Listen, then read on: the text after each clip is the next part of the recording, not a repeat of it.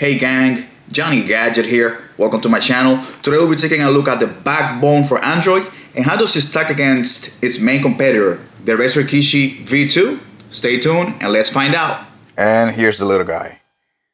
One of the first things to notice is at the bottom, it has a USB Type-C input for communication and charging.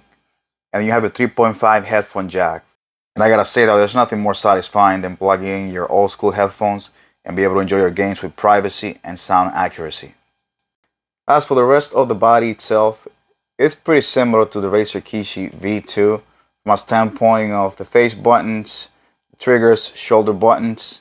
However, I do have to say though that the buttons feel a lot less clickier.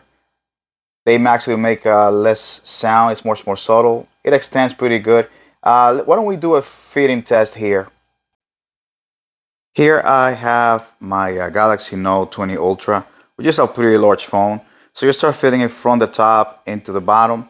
Wait, before I actually put it in, I do have to state this. If your phone has a case, it's not gonna fit. So if removing your case from your phone is gonna be a big deal, you have to give it a thought before getting this controller. So as you can see, it starts working the moment that we connect it to the device itself. Let me flip my screen here so I can see everything in landscape. Why don't we test the performance of Xbox? This is the Game Pass app interface. And as you can see, the controller starts working from the UI without any hiccups and as good as it is expected. See for yourselves.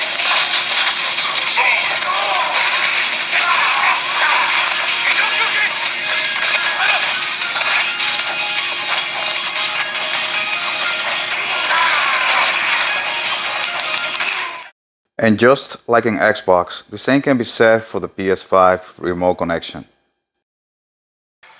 A very seamless experience.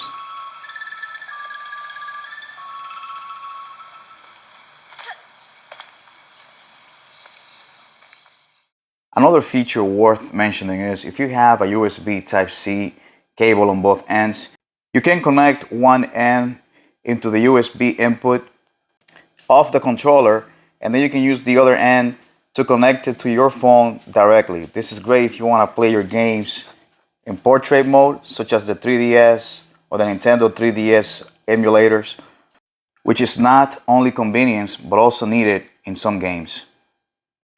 You can also use this same system to apply it to your tablet, as a tablet clearly will not fit into this controller. And again, having this option is super convenient and important. And for some strange reason, the Razer Kishi is not able to do this. Now let's talk about the app for Backbone, and I have to say it continues to be as intuitive and helpful as it can be, providing information about your games and apps. Other mobile games, such as Call of Duty Mobile, recognize the controller instantly, mapping the buttons automatically, and without the need to add a third-party app for button mapping. While the Razer Kishi is not compatible with this type of games, it also works great with emulation. This is Android Ether X2.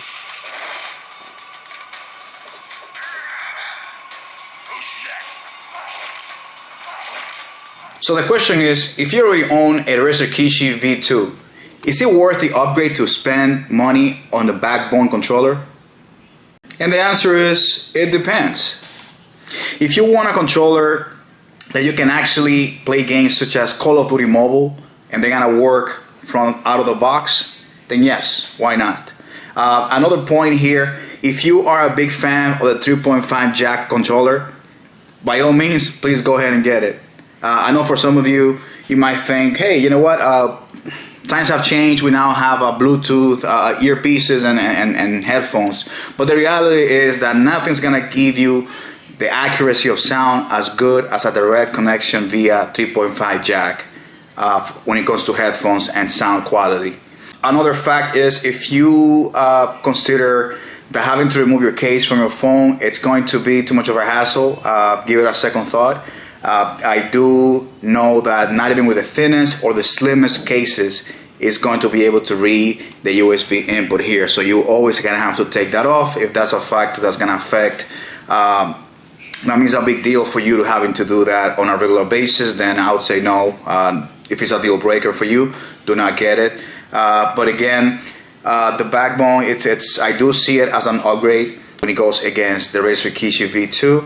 But let me know what you guys think about it. Don't forget to like and subscribe. And remember, Johnny Gadget here. I review the gadgets first, so you can choose to buy it later. Thank you.